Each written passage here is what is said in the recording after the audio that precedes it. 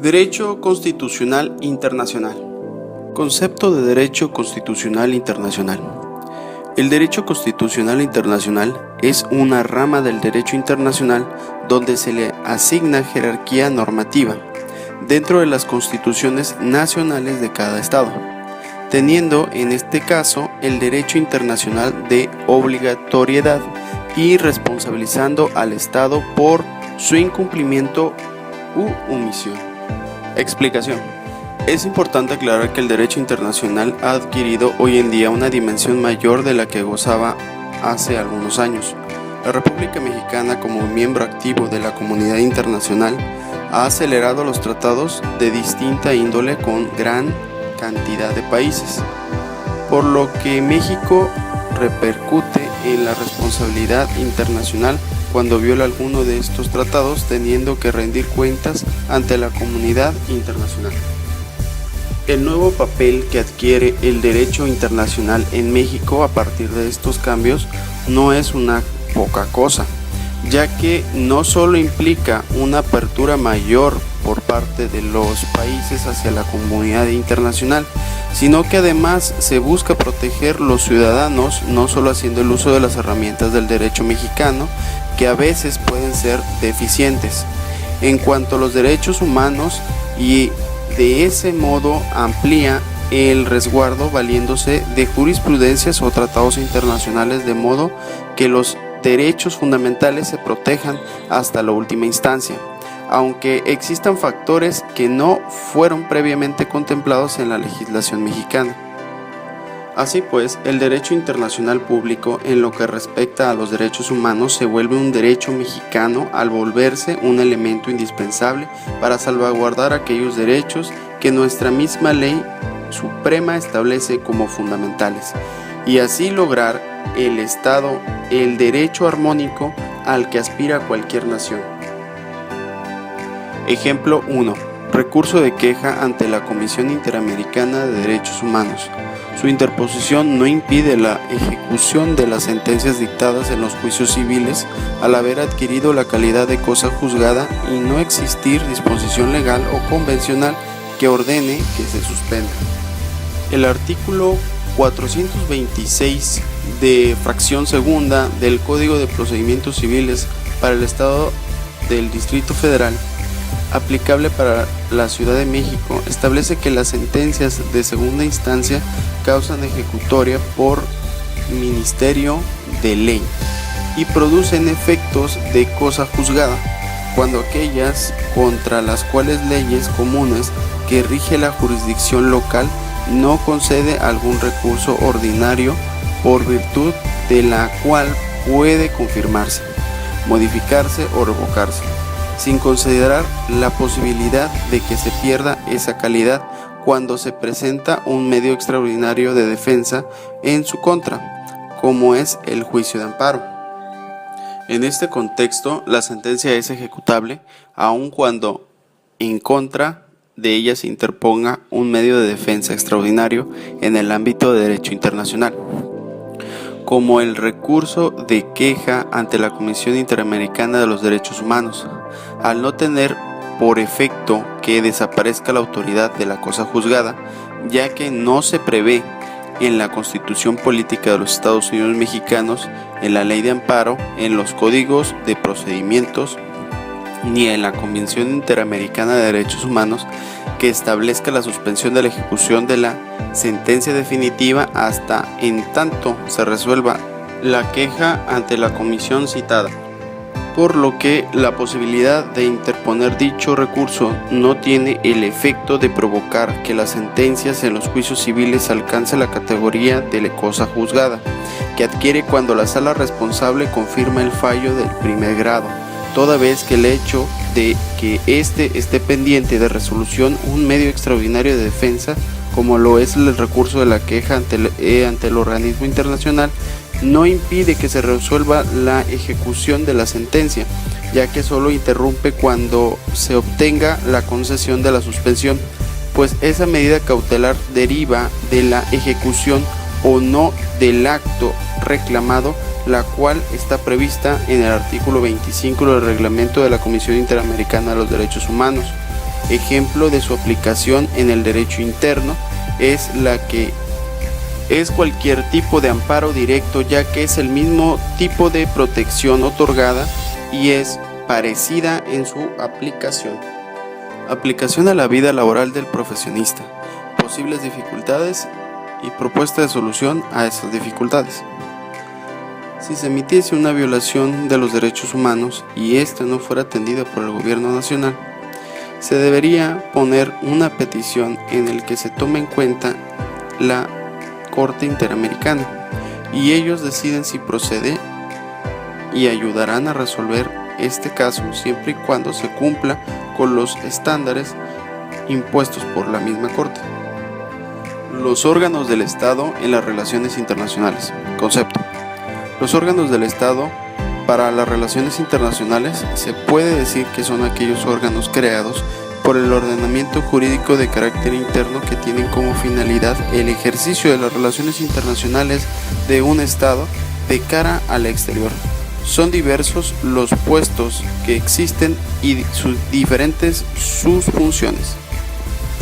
Los órganos de los Estados en las relaciones internacionales. El jefe de Estado, tanto como una u otra figura reconocida en el ámbito internacional.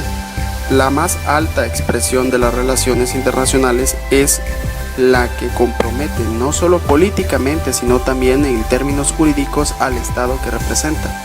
El artículo 89 de la Constitución mexicana establece las facultades exclusivas del presidente de la República de México.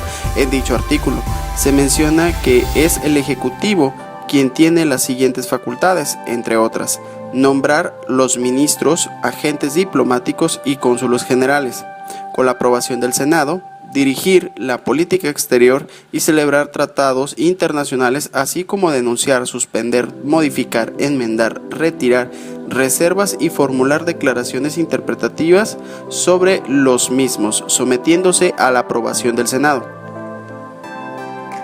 La Secretaría de Relaciones Exteriores.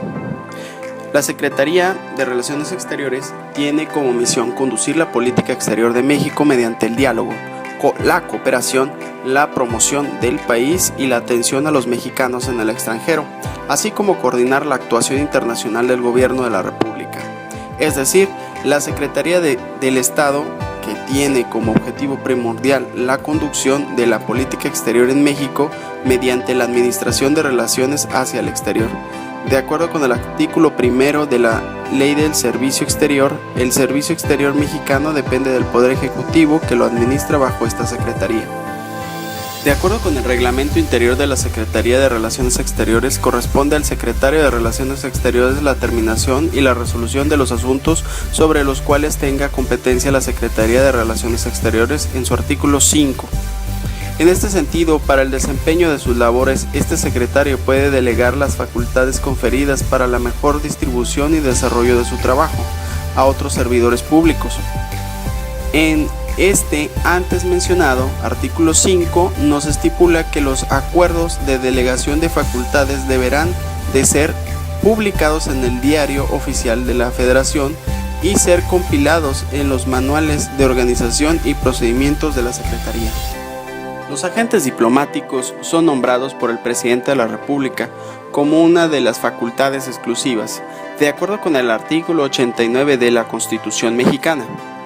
El agente diplomático es la persona que cumple la función de representación de un Estado ante otro u otros Estados o ante una organización internacional de manera permanente o provisional. Es decir, los agentes diplomáticos son las personas encargadas de representar a un país frente a otros. Los agentes consulares. El cónsul, aquel funcionario que se encarga de realizar una serie de tareas administrativas por parte de un Estado en el territorio del Estado receptor. En este sentido, la Convención de Viena sobre las relaciones consulares, en su artículo 1, menciona que el establecimiento de relaciones consulares implica el mutuo acuerdo entre los estados y la ruptura de relaciones diplomáticas no aplica ipso facto la ruptura de las relaciones consulares. En conclusión, para México y el resto de las naciones, La relación que tiene de manera diplomática es de importancia medular. Aunque México tiene que allanarse a los tratados firmados, pues de no hacerlo podría incurrir en una falta y con la cual podrían interponer una demanda por medio de la Corte Interamericana. Un profesionista abogado podría tomar esto como una especialidad en su trabajo y también tomarlo como un ejemplo y una solución de problemas de índole internacional o de derechos humanos. Para concluir, la Constitución mexicana es quien regula las actividades y funciones a realizar del presidente de la República, ya sea de manera interna como hacia el exterior o en el sentido en México. La Secretaría de Relaciones Exteriores es la encargada de llevar a cabo la política exterior en México, siendo el principal representante de esta secretaría el secretario de Relaciones Exteriores. Solución de diferencias entre los estados. Concepto.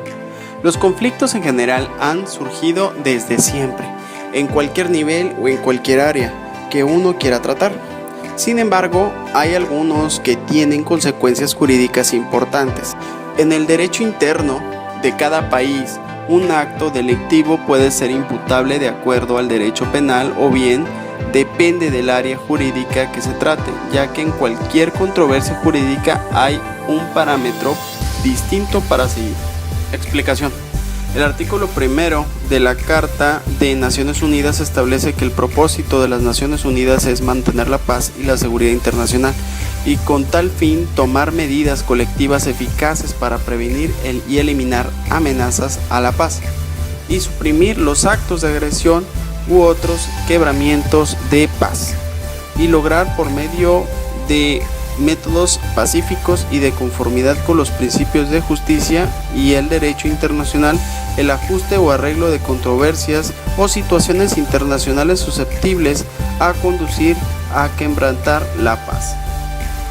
Por lo que en su artículo 2, párrafo 3 y 4 menciona que los miembros de la organización arreglarán sus controversias internacionales por medios pacíficos de tal manera que no se ponga en peligro la paz de la seguridad internacional ni la justicia, así como también los miembros de la organización en las relaciones internacionales se abstendrán de recurrir a la amenaza o al uso de la fuerza contra la integridad territorial o independencia política de cualquier estado o en cualquiera de otra forma incompatible con los propósitos de las Naciones Unidas.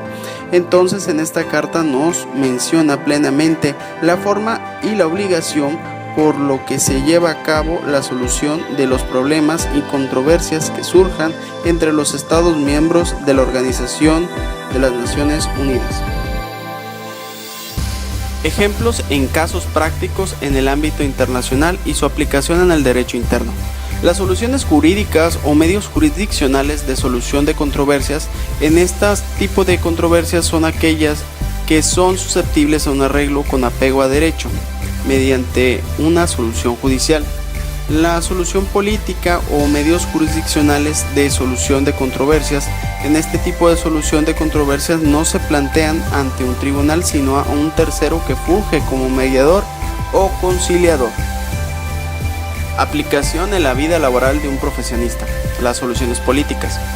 La solución política o no jurisdiccionales de solución de controversias se basan en la aceptación por las ambas partes del resultado de un arreglo de la controversia, ya que se trate de una solución convenida directamente por ellas en el curso de la negociación o determinación de un tercero.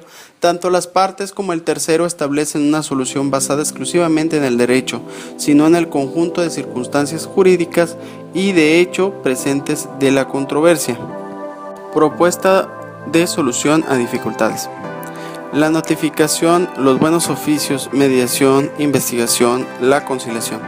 Las soluciones jurídicas, de acuerdo con la Enciclopedia Jurídica, la competencia respecto de las soluciones jurídicas dimana de la voluntad de las partes en razón al principio de la libre elección de medios.